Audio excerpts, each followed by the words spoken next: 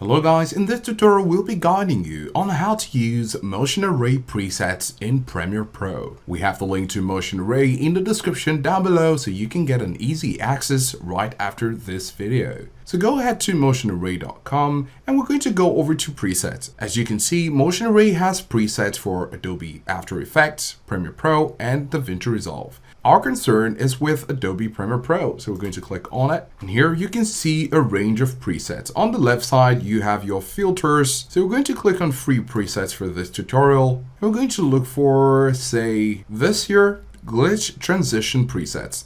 Now a preset will have a range of different presets, so we're going to click on download. Now you can see right here that we have our glitch transition preset. If it comes in a zip folder, you want to of course unzip this file. So we're going to open it again, and here you can see glitch transition presets.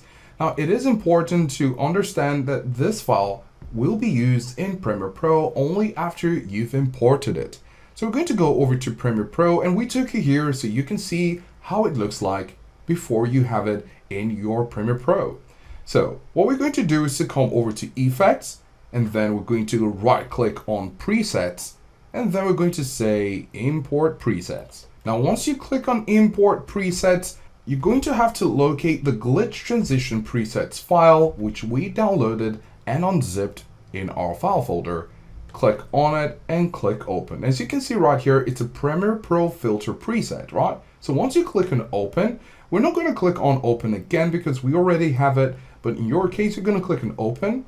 And once you do, all you'll need to do is to come over to the search bar right here in the effects panel and search for glitch. Now, if you're not seeing the effects, all you need to do is to go over to window and then make sure you have the effect showing here. So you can see it's ticked, and so you'll need to do the same if you're not seeing effects.